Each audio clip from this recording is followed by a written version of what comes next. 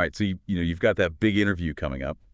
For a receptionist role, we are here to kind of give you some insider knowledge. We've got this awesome article from Indeed.com, and it's packed with common receptionist interview questions. But the thing is, it's not just about knowing the questions they're going to ask.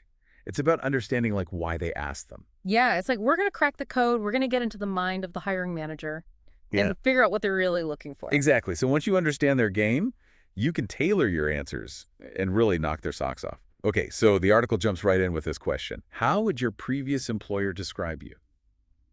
Now, on the surface, it seems pretty straightforward. But I bet there's more to it. Oh, absolutely. You see, most people, they just launch into, like, their skills and their responsibilities, but they're really good interviewers.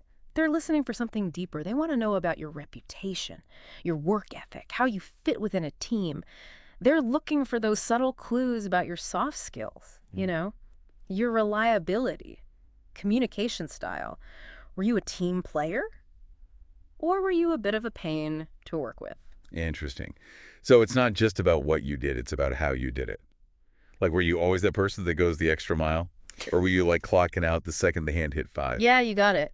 They're trying to get a feel for your personality and whether you'd be a good fit for their company culture. Now, here's one that always kind of makes me chuckle. It's, would you describe yourself as a people person? I mean, come on, who's going to say no to that in a receptionist interview? Right. You'd think it'd be a slam dunk. Yeah. But I guess they're not just looking for a yes or no answer here. Right. They want you to show, not just tell. So instead of just saying, oh, I love people, give them specific examples of how you've made people feel welcome, valued, heard. Maybe you helped a nervous client feel at ease, or you remembered someone's birthday and made them feel special. Think about times you've gone above and beyond to build rapport and create a positive experience. That makes sense. So it's all about showcasing those genuine people skills, not just claiming to have them. Okay, now this next part is really interesting. The article talks about a receptionist who had to handle a crazy number of calls while the entire executive team was out to lunch. Talk about pressure. They ended up using a color-coded message system to keep everything organized, which I thought was brilliant. What can our listener learn from this example? Well, that's a fantastic illustration of why organization is so important for a receptionist, especially under pressure. It's not just about answering phones. It's about managing that constant flow of information coming in from all directions. So think about, the different phone systems you might encounter, the scheduling software, even understanding the company's hierarchy and communication flow. Wow. There's a lot more to it than I initially thought. It's not just about, like, having a tidy desk. It's about having systems in place to manage all those tasks effectively. Exactly. Think of it this way. You are the central hub. You're the air traffic controller of the office. You need to make sure the right information gets to the right people at the right time, even when things get really hectic. Now, that color coding thing, that's a great example of going the extra mile. It shows initiative and a proactive approach to staying on top of things. It also shows you can handle pressure and think on your feet.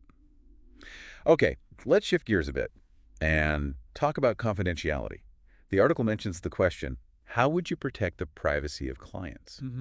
It's pretty basic, right? You would think so. But there's a big difference between knowing confidentiality is important and demonstrating a deep understanding of data security. Think about it. You're going to be handling sensitive information all day long, so you need to show you're proactive about protecting it. So what kind of things would impress an interviewer here? Beyond the obvious, like shredding documents and using strong passwords. Also think about things like using privacy screens on your computer, implementing a clean desk policy, so sensitive information isn't just left out in the open, or even understanding the basics of data encryption. These are the things that really show you take data security seriously and that you're already thinking about those extra layers of protection. Those are great points. It's all about going above and beyond those basic expectations and showing you're a step ahead. Okay, let's tackle a question that often trips people up. What are your greatest weaknesses pertaining to office work?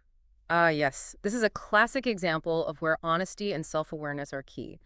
Don't try to dodge the question or pretend you're perfect. Everyone has areas they can improve on. Interviewers know that. So should you just blurt out your biggest flaw? Like, I'm terrible at spreadsheets. Well, not quite.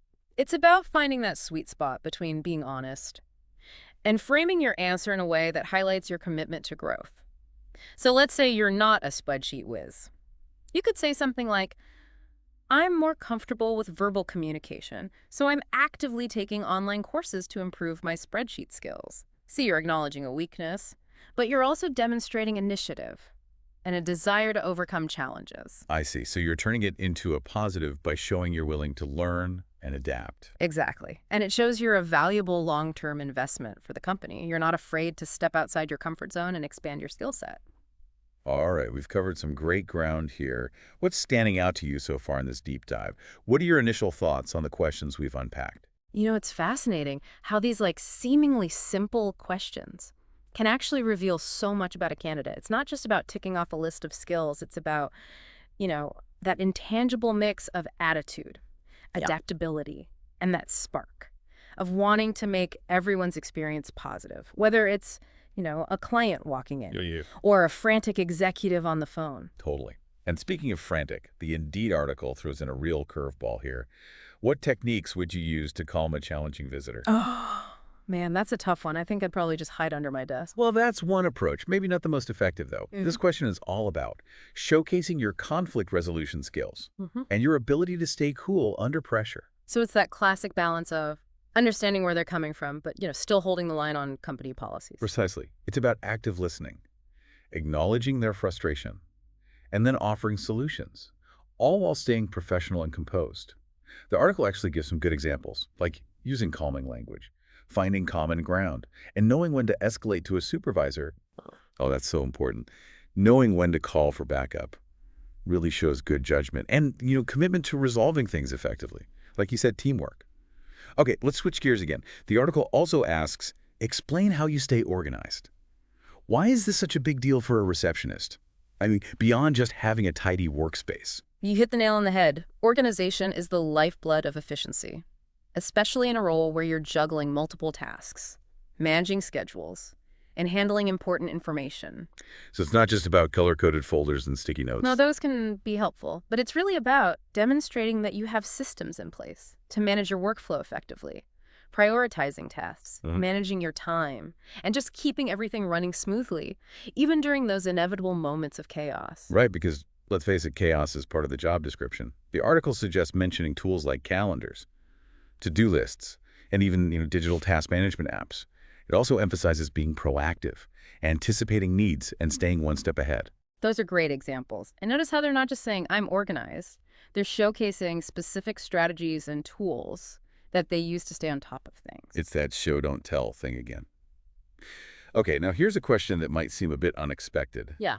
but I think it's really smart. The article asks, are you willing to learn how to use additional administrative software? Why do you think this question is so powerful? Well, this question really gets to that adaptability, willingness to embrace new challenges. In today's tech-driven world, being comfortable with technology is essential, but it's even more impressive to show that you're eager to learn new programs and systems. It shows you're a quick study and committed to continuous learning. So it's about showing that you're not intimidated by new technology. You're excited by it. You're that person who dives right into the manual and figures things out, not the one who panics and calls IT every 5 minutes. Exactly. And it also demonstrates that you're a valuable long-term investment for the company. Technology is constantly evolving, so they want someone who can keep up and evolve with it. The article's sample answer emphasizes, enthusiasm for learning and highlights any previous experiences where, you quickly mastered a new program or a system. It's like saying, throw anything at me, I'm ready to learn. Now, I know we've covered a lot of ground here, but if we could distill all this wisdom into one key takeaway for our listener, who's prepping for their interview? What would it be? What's the golden nugget they should keep in mind? I think the most important thing to remember is acing a receptionist interview goes beyond reciting memorized answers. It's about showcasing your authentic self, your passion for creating a positive experience for everyone who walks through those doors or calls into the company, and your ability to navigate there's challenges that come with the role. It's about being prepared, yes, but also being genuine, engaging, and ready to show them what you're made of. Okay, before we wrap things up, let's leave our listener with a final thought-provoking question. Imagine you're in that interview, and the hiring manager leans forward and says, tell me about a time you turned a challenging customer interaction into a positive one. How would you approach that question? What kind of story would you tell? Yeah, that is a great question to end on. It really gets to the heart of what makes a great receptionist. Someone who can handle those really sticky situations with grace and turn a potential disaster into a win. It is the ultimate test. You know of your problem-solving skills, your empathy, and that ability to think on your feet. Remember, every interaction is an opportunity to make a positive impact, even the tough ones. So it's not just about recounting a difficult situation. It's about, highlighting the steps you took to de-escalate things, find a solution, and leave that customer feeling like heard and respected. Exactly. You want to focus on, those specific actions you took to turn that frown upside down. Maybe you actively listened to their concerns, offered a sincere apology, or, you found a really creative solution that went above and beyond their expectations. And don't be afraid to get specific. Sharing a memorable anecdote can really make your answer stand out and show that you've got that real-world experience in handling those kinds of challenges. Absolutely. It's about painting that vivid picture for the interviewer and letting your personality shine through. Let them see your passion for creating a positive experience, even when faced with a difficult situation. Well, I think we've given our listener a lot to think about today. Remember acing that receptionist interview. It's about more than just reciting, textbook answers. Yeah. It's about showcasing your genuine self, your passion for people, and your ability to go above and beyond. Yeah, and highlighting those essential skills: organization, communication, problem solving, and demonstrating, that you're eager to learn and grow. Absolutely. We encourage you to revisit that Indeed.com article for a deeper dive into the rest of the questions. And remember, confidence is key. Believe in yourself, showcase your strengths, and walk into that interview ready to shine. You got this. We're rooting for you. Thanks for joining us on this deep dive into the world of receptionist interviews. We hope you found it helpful and insightful. Good luck with your interview.